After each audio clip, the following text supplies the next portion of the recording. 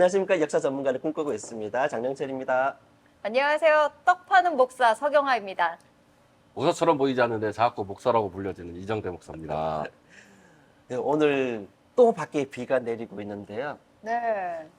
비가 내리는 이 하늘을 보니까 좀 비가 내리면 왠지 기분이 좀 다운되고 뭐 그런 거 있잖아요. 저 차분해지고. 네. 네.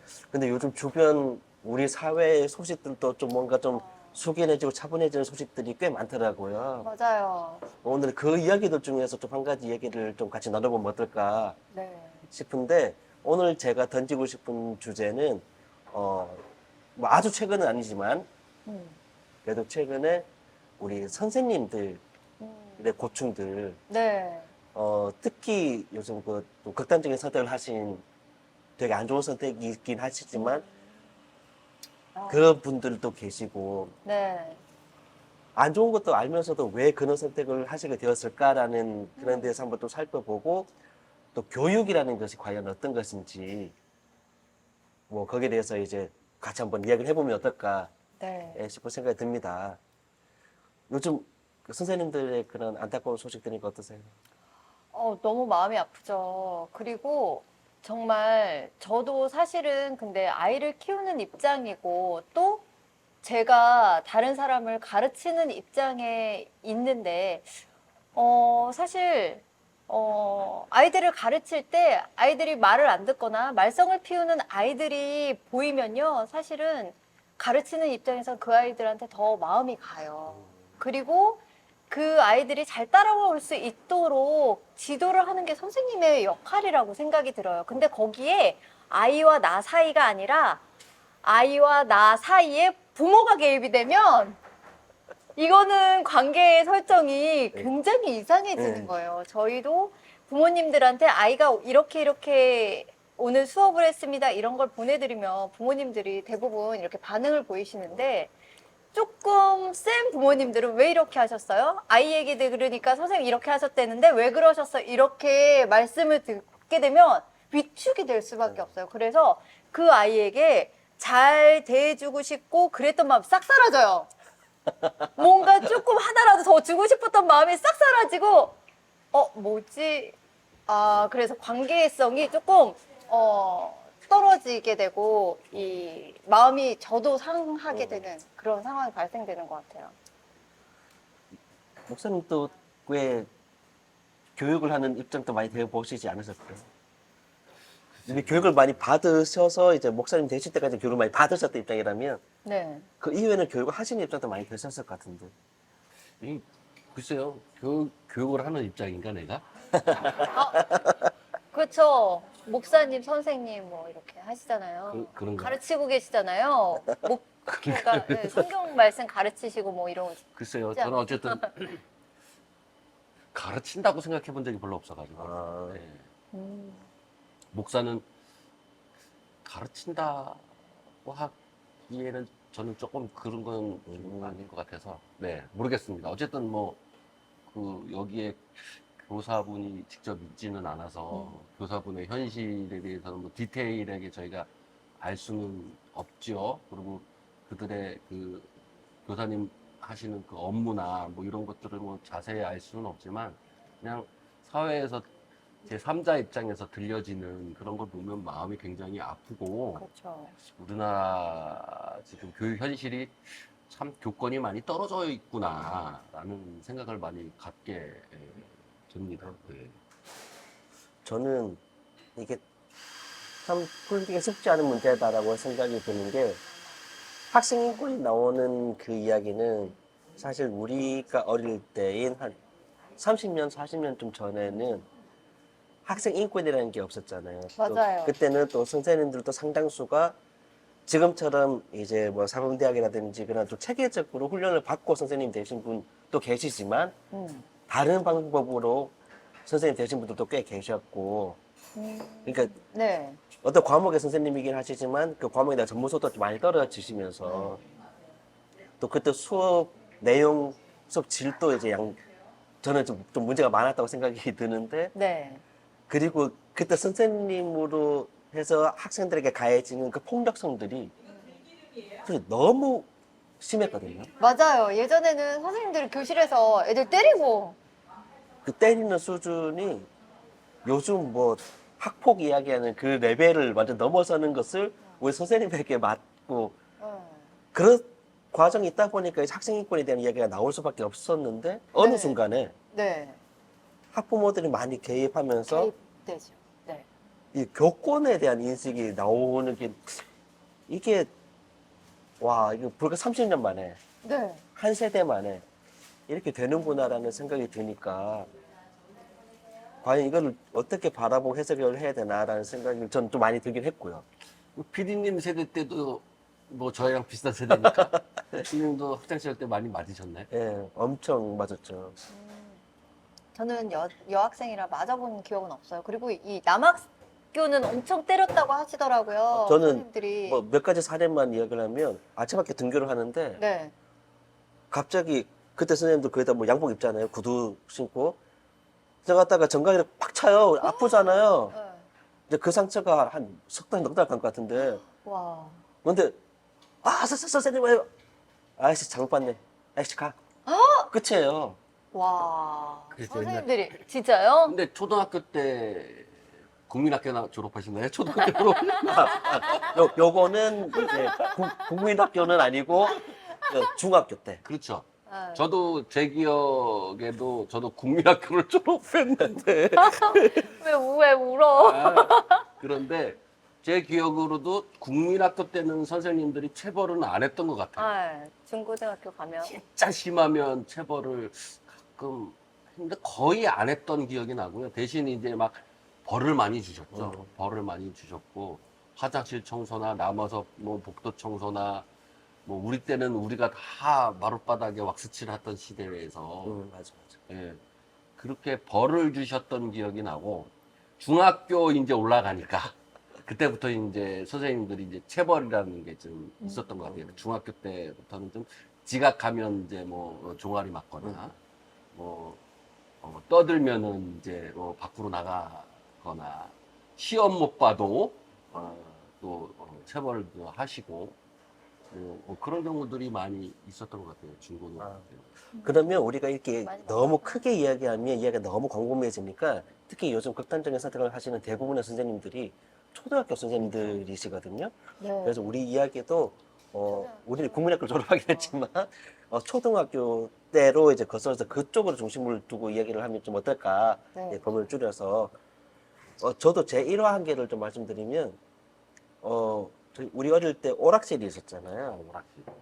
그때 뭐 예나 지금이나 학교에서 만화 뭐 오락이나 게임 같은 거 금지를 네. 했는데 저는 오락 되게 좋아했거든요. 요즘도 뭐 게임 관계된 일을 하는 게 어릴 때 영향이 있나 그 생각이 들 정도로 누구나 솔직히 다 게임 오락 좋아하잖아요. 근데 오락실 갔다는 이유만으로 오락실 간 거를 우리 반 다른 친구가 선생님한테 꼰질렀어요. 다음날 가니까 우리 학교나 규모가 좀 약간 돼가지고 특수반 장애인들이 그 공부하는 특수반이 있었는데 저를 특수반에 보내더라고요. 넌 오락실 가지 말라고 했는데 오락실 가는 거는 너는 제정신이 아닌 애다. 오. 일주일 동안 특수반으로 갔어요.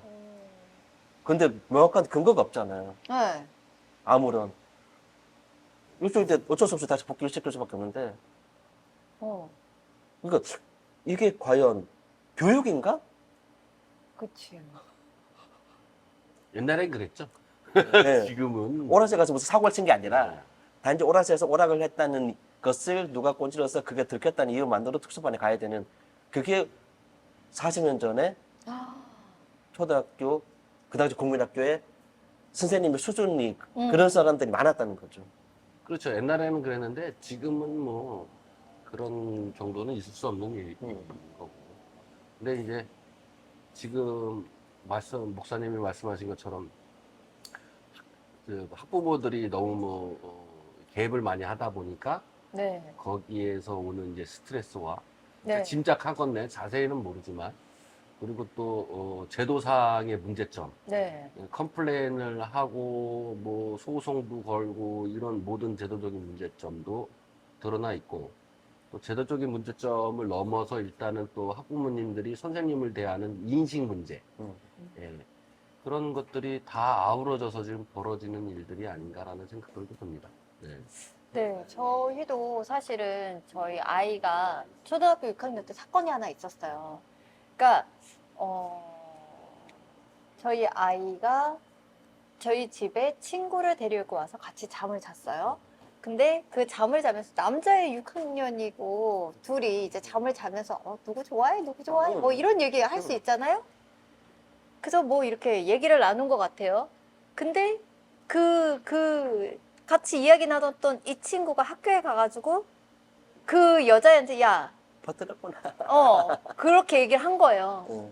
야, 그러니까 둘이 얘기를 하면서 누가 누구 좋아한대 뭐 이 얘기를 얘한테 가서 야 누가 너 좋아한대 그랬는데 그 여자애가 담임선생님한테 얘기를 한 거예요. 근데 그게 이 담임선생님이 받아들이기에는 희롱으로? 네. 그래서 너무 황당하게 저희 아이하고 얘하고 남자애들이 이 말로 나온 남자애들이 한 7, 8명이 학폭으로 당했어요. 그래서 저희가 다 끌려갔거든요. 좀 너무 황당하죠. 그래서 좀 오바했다. 완전 오바였죠. 그 여자애하고 여자애 엄마는 이제 주장하는 게 그 얘 말한 얘가 마음에 안 든다였어요, 사실은. 그러니까. 그런데 얘가 이제 그 선생님한테 불려가서 누가 어떻게 얘기 다 퍼뜨리니까 그게 애들이 남자애가 한 7, 8명이 묶인 거예요. 그래서 학폭이 열린 거예요.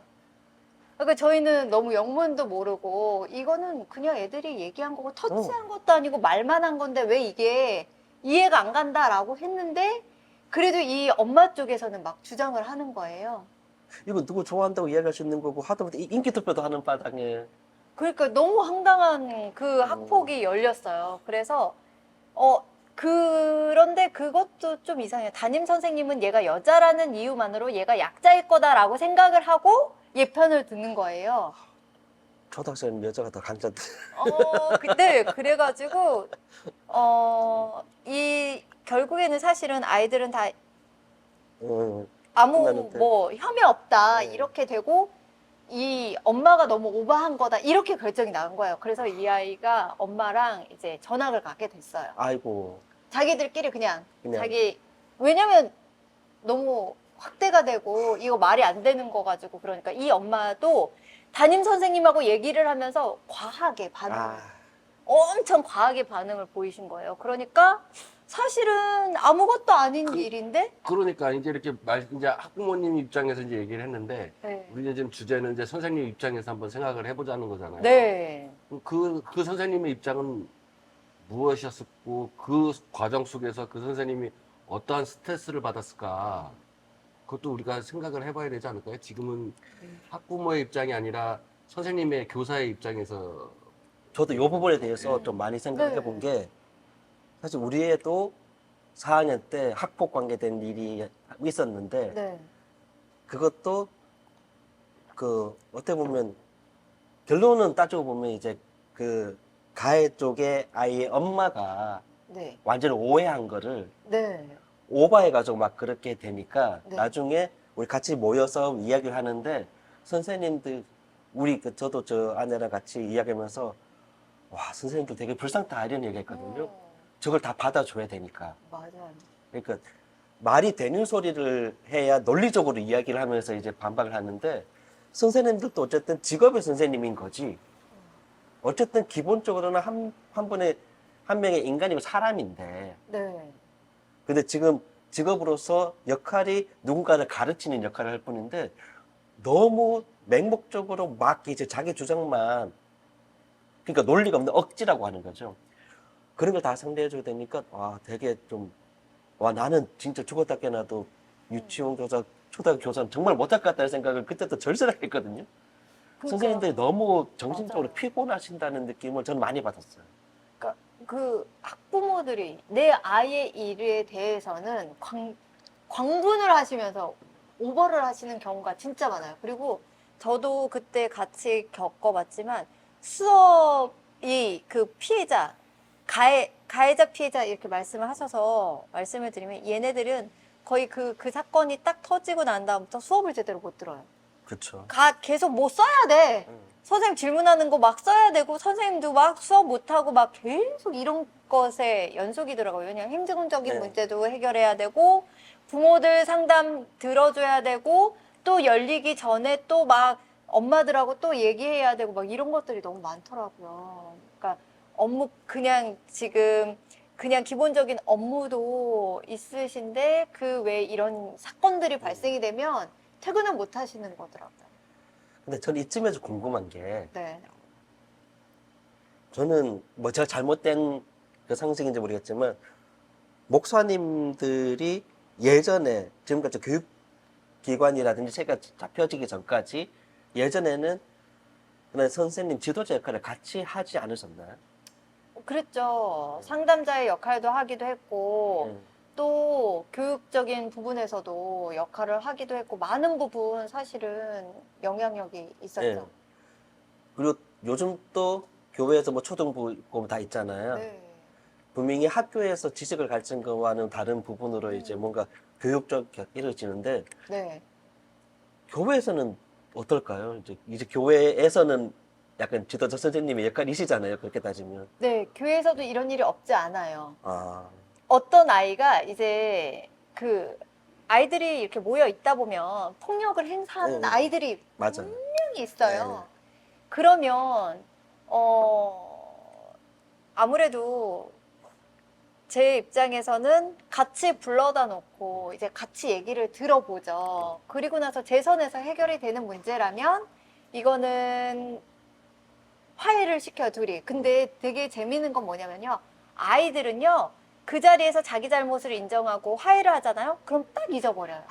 그런데 부모가 개입하면요, 부모는 감정이 막 이입이 되면서 부모는 용서 못해. 이렇게 되는 거예요.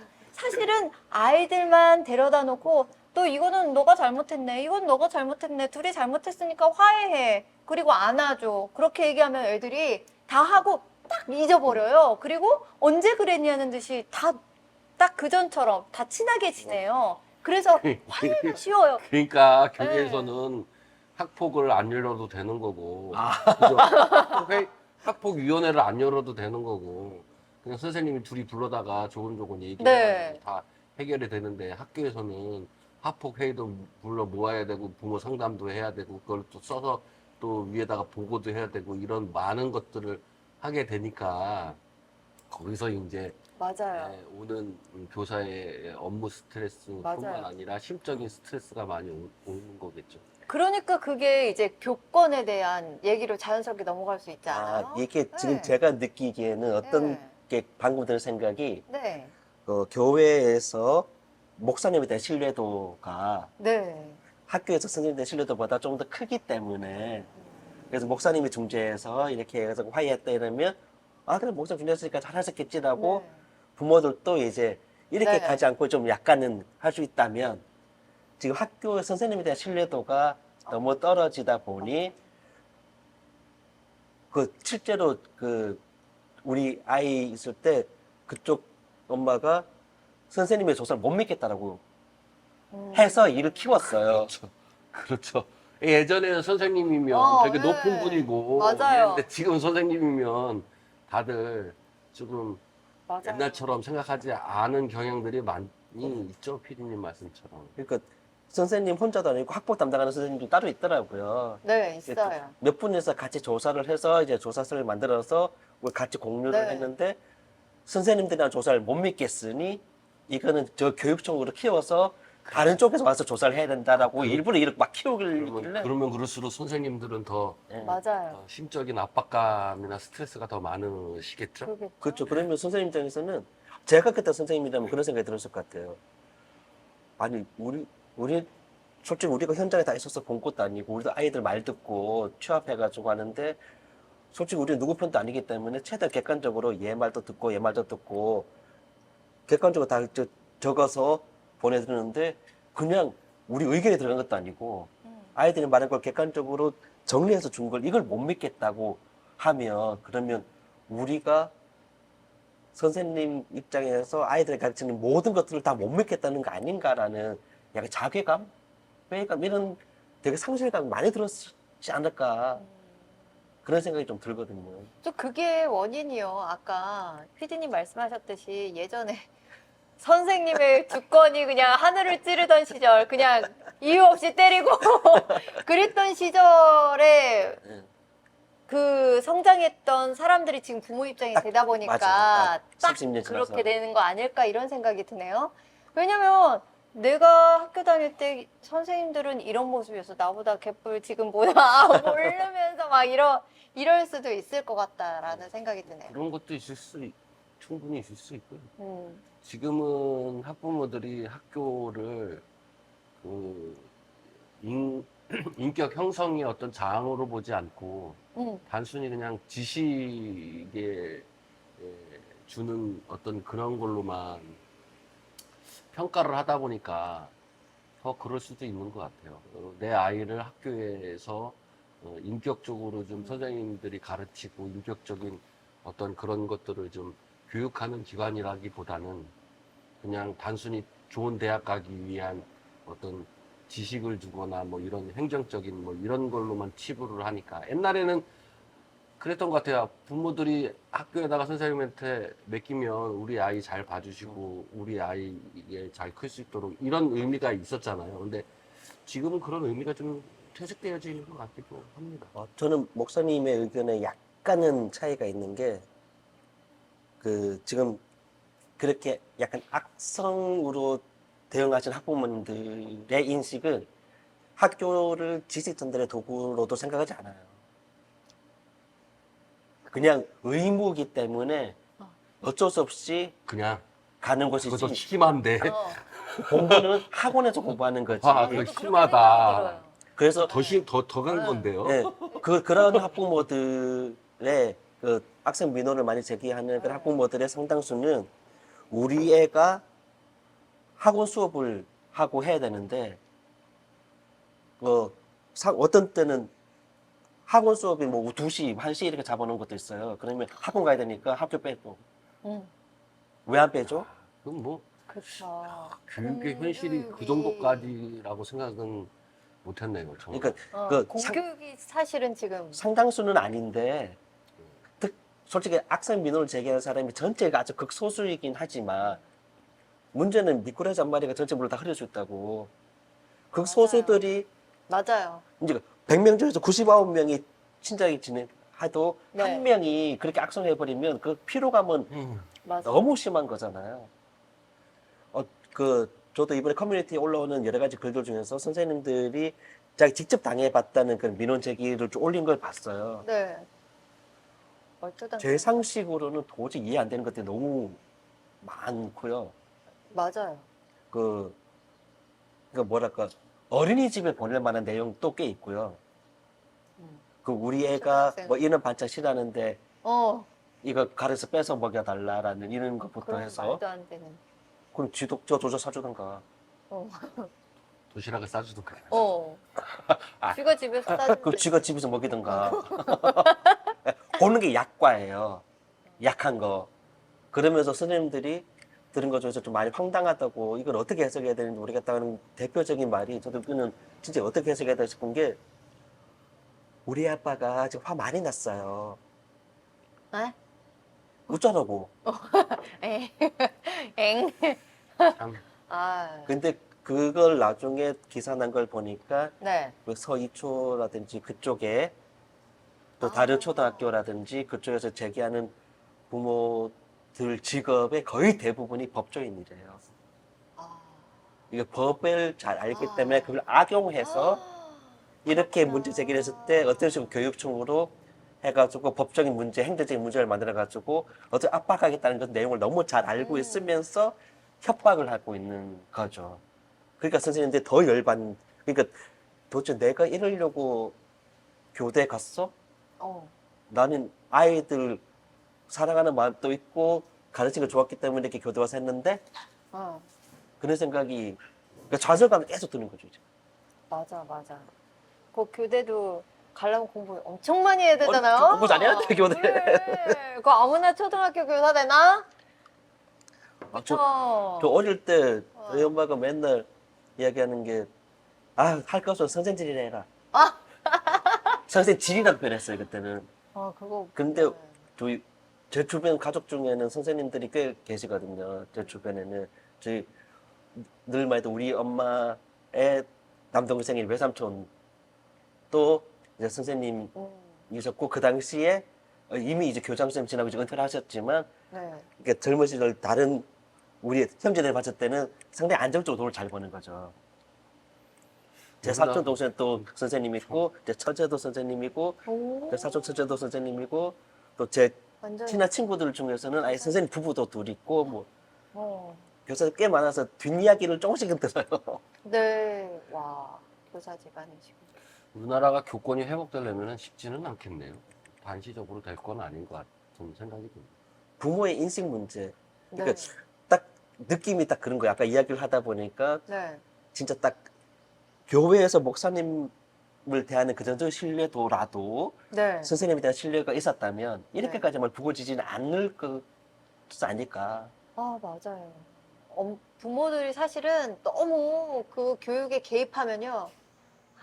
산으로 가지. 아이, 아, 산으로도 안 가, 그냥. 안 가고 헛돌지. 너무 선생님을 좀 믿으세요.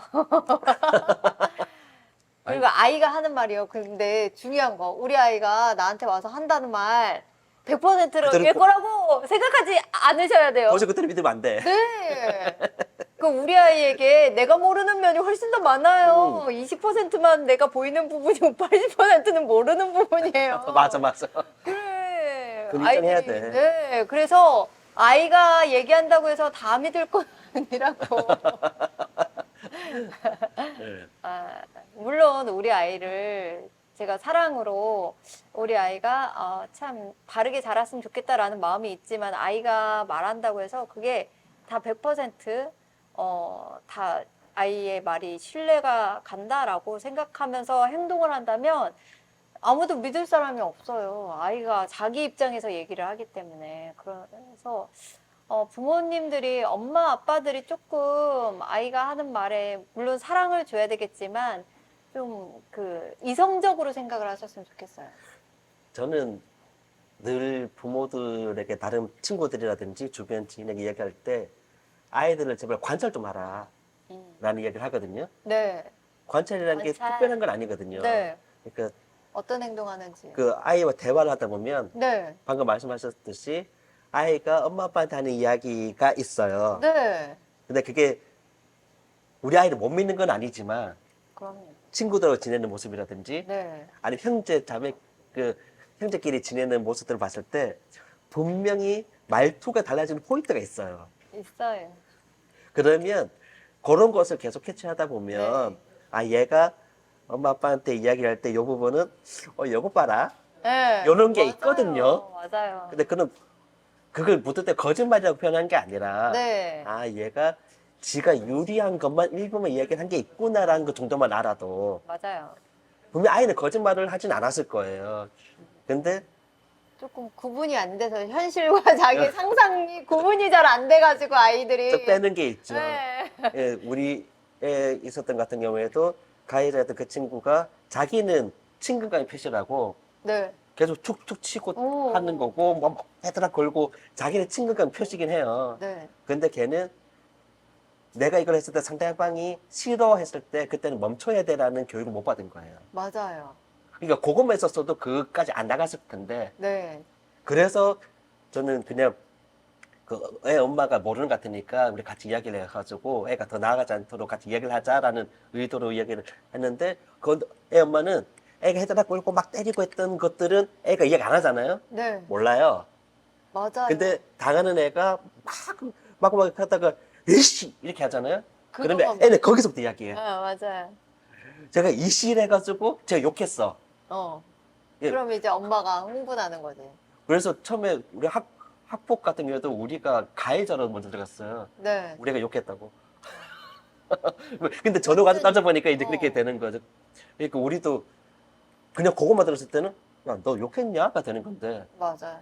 전후 가서 따져보니까 이게 평소에 그렇게 욕을 하는 애가 아닌데 저는 애들 많이 관찰해봤으니까 어떤 과정에 썼냐 그러니까 그런 게 있는 거고. 그러니까 아이를 계속 관찰하지 않으면 대화 내용에서 어떤 부분에서 미묘 차이가 있는지 몰라요. 맞아요.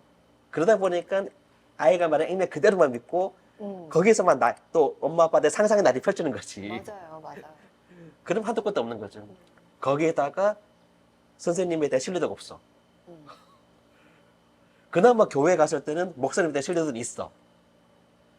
그 사실 선생님에 대한 신뢰도가 없다라는 거는요, 부모가 아이가 학교에서 어떻게 생활하는지 관심 없다라는 것과 같은 의미예요. 왜냐면 아이가 어떻게 얘기하고 어떻게 말하고 이런 것들에 관심이 있으면은 학교 생활 분명히 얘기할 거고, 그러면은 엄마가 학교에서 선생님 그러고 한 번이라도 더 상담하고 문의하고 이랬을 거예요. 그러면 그런 관계를 통해서 선생님의 이야기와 이런 것들이 커뮤니케이션 됐을 텐데, 그런 게 없다 보니까 네, 왜요? 아, 저는 자꾸 답답한 게 네. 왜 자꾸 지금 아이들하고 학부모 얘기만 하는지 모르겠어요. 어. 지금 교권 얘기인데. 아, 맞아. 얘 또 샜다, 우리가 샜다. 네, 선생님 딴데 샜어, 입장에서 우리가. 보면 그냥 학교 애들 학교에 보내고요. 그냥 차라리 무관심한 게 나아요. 아, 나 진짜 그랬으면 좋겠어. 네. 차라리 아이 자 우리 애기 선생님이 잘 알아서 예. 잘 지도해 주시겠지 하고 그냥 선생님한테 맡겨놓는 신뢰감이 더 중요하지. 와가지고 너 하루 종일 학교에서 뭐 했니? 선생님이 뭐 했니? 애들이랑 뭐 했니? 뭐 이런 거보다 그냥 애를 믿고 선생님을 믿고 응, 맞아. 그러니까 보내는 거죠. 아니, 그런데 그 문제가 발생됐을 때 문제가 이 발생될 사건 때 때문에 그 얘기를 한 어떤 거잖아. 신뢰도가 지금. 있으면 그러니까 내가 얘기를 한 선생님이야. 거잖아. 알아서 하겠지. 그렇게 나를 하는 믿으면 거죠. 내가 나를 믿으면 내가 조사하고 내가 조사했던 거에 대해서 신뢰도가 있으면 엄마 아빠한테 나한테 왜 그래 대들어? 그리고 애들 있잖아요. 욕해도 괜찮아요. 뭐 욕하면 사는 거지 뭐. 그 초등학교 때는요, 다 싸우면서 크는 거예요. 다 싸우면 어때요? 그냥 욕도 하면 어때요? 그냥 다 그러면서 크는 거예요. 우리도 다 욕하면서 컸고, 저도 뭐, 목사가 될 줄 몰랐지만, 어렸을 때는 욕도 하고, 싸움도 하고, 그러고 지냈어요. 그게 크게 큰 인격적인 예. 형성이 문제인 거지, 애들이랑 친구랑 놀면서 그런 거는 다 애들끼리 다 모여서 애들의 문화가 있잖아요. 예. 저도 청소년 상담, 그 상담 자격증도 있지만, 저도 제 과거를 생각해 보면요. 집에 있었을 때 성격이랑 친구들이랑 만났을 때 성격이랑은 180도 달랐어요. 아, 그렇죠. 그러니까, 그거는 그 또래 무리에 속하면서 있는 문화들이 있는 거니까, 그냥 아이를 믿고 선생님을 믿고, 크게 잘못한 일이면 없으면, 그다지 뭐, 그냥 너무 애를 막 이렇게 하는 것보다는 그냥 이렇게 믿고 그 아이의 그냥 마음에 대한 상태만 우리가 좀 잘 살펴보면 되지 않을까. 그래서 그 교권에 대해서 뭐 자꾸 이제 교권을 올려야겠다 해서 우리나라 정부에서도 교권에 이제 뭐 법을 조금 바꾼다. 그렇다. 뭐 체벌은 나는 좀 아닌 것 같은데. 예, 요런 것들이 있잖아요. 근데 지금 체벌은 아니다라고 생각하시는 분들도 있고 체벌은 해야 된다라고 생각하시는 분들이 있을 거예요. 저는 좀 보수적이어서 아이들 교육할 때는 체벌이 필요하다라고 생각하는 사람이에요. 그리고 아이들이 잘못했을 때는 벌을 줘야 된다고 생각하는 사람이거든요. 근데 화장실 청소를 하는 그것도 안 된다라고 요번에 이렇게 나왔더라고요. 근데 그걸 찬성하시는 분들도 있고 저 같은 경우는 그건 좀 반대하는 입장이에요. 왜냐면 아이가 정말 잘못했으면 체벌을 안 하더라도 벌은 줘야 된다고 생각하거든요. 그래야 이게 내가 이것을 반성하고 잘못했구나라는 생각을 하는데 저도 지금 초등학교 학생 아이가 있는데 얘가 지각을 하거나 이러면 반성문을 쓴대요. 그래서 그건 하나의 어쨌든 잘못된 행동의 벌이잖아요. 그래서 조금씩 이제 그런 약한 벌인데 뭐 화장실 청소, 뭔 청소 시키는 거, 뭐 봉사 시키는 거, 뭐 이런 것도 하나의 벌로서 저는 충분하게 아이들을 체벌 대신 벌로서 필요하다고 생각하거든요. 그리고 이거는 뭐 저는 보수적인 입장이라고 아까 전에도 말씀드렸지만 좀 우리 교회 인문학이니까 성경에서는 아이를 가르칠 때 체벌하지 않으면 아이를 사랑하지 않는다라고 자모가 don서서에 써 있어요. 저는 왜 체벌이 필요하다고 생각하냐면 그냥 무조건 때리는 것이 아니라 딱 기준이 있어야 되겠죠. 기준이 있어야 돼요. 이거는 저도 같은 생각이지만 제가 존경하는 불교에 계신 법률 스님도 한번 저랑 같은 생각으로 그 법률 스님도 증문 즉설인가 거기서 얘기를 하신 거예요. 아이들을 체벌할 때 기준이 있어야 되는데 때릴 때는 어떤 기준이 있어야 되냐는 걸 얘기하셨는데 그 기준이 꼭 십계명과 같아요. 그러니까는 십계명에 어긋난 것들은 저는 체벌을 해야 된다고 생각을 해요. 그 위에는 체벌할 필요는 없어요. 뭐 공부 못한다고 체벌할 필요도 없고 다 뭐 체벌할 필요는 없는데 살인, 즉 폭력이잖아요. 그건 체벌을 해야 돼요. 그리고 훔치는 거, 그거 체벌을 해야 돼요. 거짓말하는 거, 그거 체벌을 해야 돼요. 그 성희롱하고 성비약하는 거, 그거 체벌을 해야 된다고 생각을 해요. 십계명에 있는 얘기거든요. 그건 철저하게 체벌을 해서 잘못한 거를 딱 인식을 해야 된다고 생각을 합니다.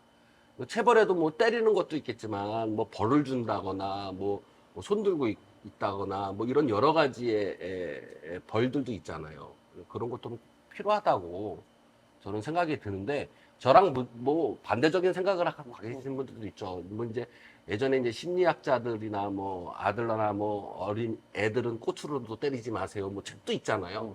뭐 그런 것 속에서도 뭐 체벌은 아이들한테는 하면 안 된다라고 이제 많이 이제 교사분들도 많이 이렇게 배우신 걸로 알고 있는데 필요할 때에는 교권으로서 저는 이런 벌들이나 이 상벌 같은 경우는 좀 필요하지 않을까라는 생각들도 한번 가져봅니다. 저는 약간 관점을 다르게 보면 만약 제가 선생님의 입장이라면 제가 아이들을 교육하는 방법에서 상과 벌이 있다면 벌에 대해서 좀 더 다양하고 진지하게 고민할 수 있는 기회를 줘야 된다고 생각을 해요.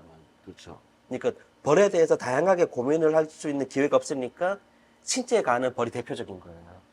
때리는 거.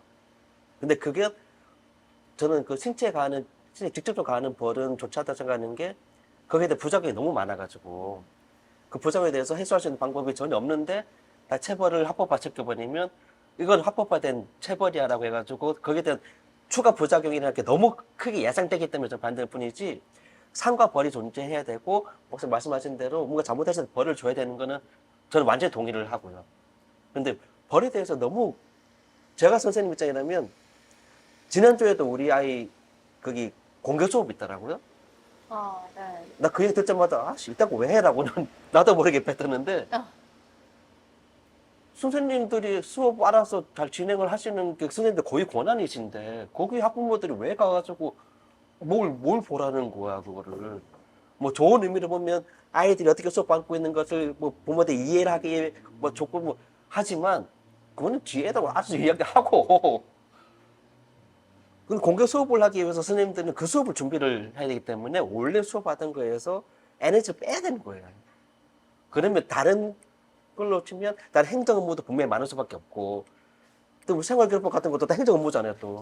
또 어떤 아이가 어떤 식의 뭐 장점이 있고 또 단점이 있으면 그것도 나름대로 선생님 입장에서는 기록하고 정리해가지고 다음에는 이 아이에게 이렇게 교육했다 이렇게 정리하고 준비할 수 있는 시간과 에너지와 기회를 줘야 되는데 다른 시작되는 게 또 너무 많으니까 준비할 수 있는 기회가 없는 거죠. 그렇기 때문에 체벌에 대한 문제도 벌에 대해서 다양하게 고민을 해가지고 이런 아이는 그 얘는 이거를 안 좋아하기 때문에 이거를 벌로 주면 얘가 고칠 수 있는 기회가 있겠다 라고 하는 고민이 좀 있어야 되는데 없으니까 일률적으로 자 몇 대 자 이거 너 무슨 청소 일률적으로 돼 보니까 우리 어릴 때도 에이 몇 대 맞고 말지 뭐 그렇게 돼 보이는 거죠. 그러면 그 결국은 벌은 가있지만 반성이 되지 않는 벌이잖아요.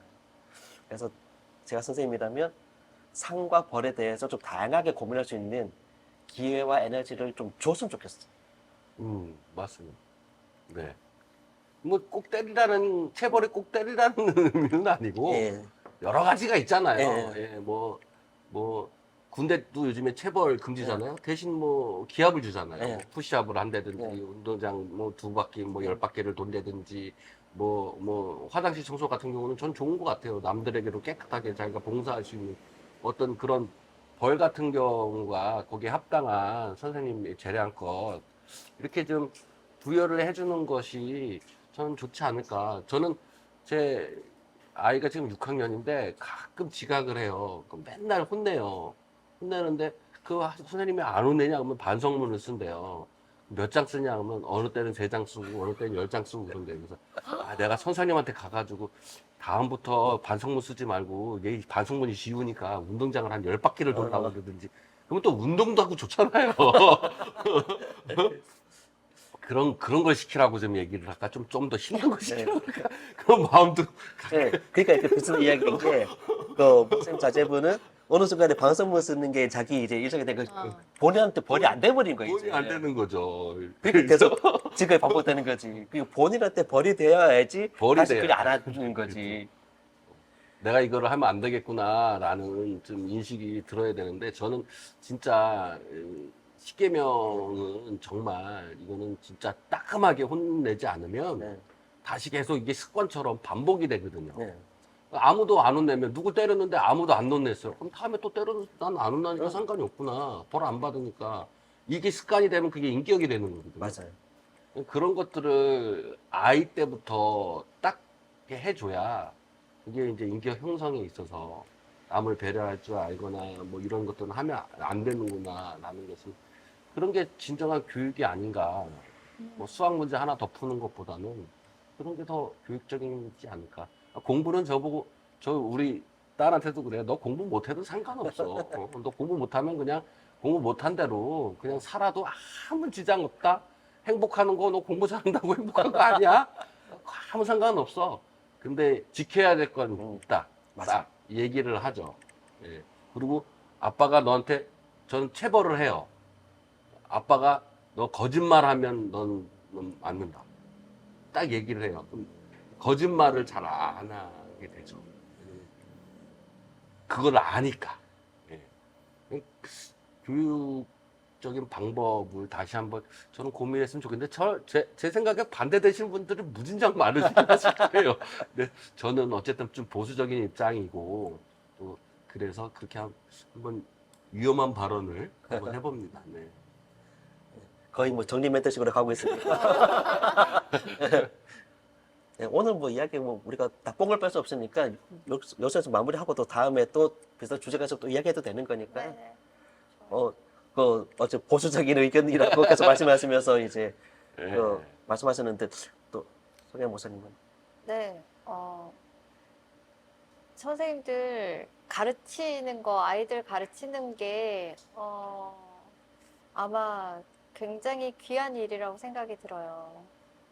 뭔가 다음 우리나라를 책임질, 너무 거창한가요? 아이들을, 누구나 다 선생님들이 새 학기가 되면 누구를 만날까 이런 거 설레임이 있을 거라고 생각이 들어요. 그래서 그 생각했던 그런 것들, 또 우리 아이들을, 내가 맡은 아이들, 나에게 맡겨진 아이들을 어떻게 1년 동안 잘 가르칠 수 있을까 이런 것들을 늘 고민하면서 선생님들이 반을 맡고 학교에 매일매일 나오고 그러실 텐데 그 마음이 상처받지 않고 정말 즐거운 학교 생활이 될 수 있도록 저는 학부모의 입장에서 지원합니다.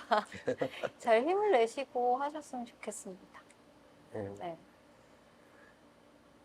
저는 두 분의 말씀 들으니까 그 생각이 들더라고요. 해마다 아이들이 바뀌어서 우리 반에 새로운 아이들이 왔을 때 네. 아이면 또 어떤 아이들이 올까 기대감이 그렇죠. 있는 선생님이 되기를 다 희망하고 그런 네. 마음으로 선생님이 되셨을 거란 말이 특히 요즘 선생님들 같은 맞아요. 경우에는. 근데 또 올해는 또 어떤 진상애가 와서 나를 힘들게 할까라고 그런 절망적인 생각을 하게 되는 것은 저는 거의 99.99% 일부 학부모들의 문제로 생각을 합니다. 저는. 그래서 선생님들이 희망적인 밝은 기운을 갖고 다양한 생각을 갖고 아이들을 지도할 수 있도록 그거는 학부모들이 정말 도와줘야 되지 않을까. 네, 맞습니다. 예, 선생님들을 믿고. 맞아요. 예. 저 선생님 안 괴롭혀야죠. 진짜 문제는 선생님들 티가 나.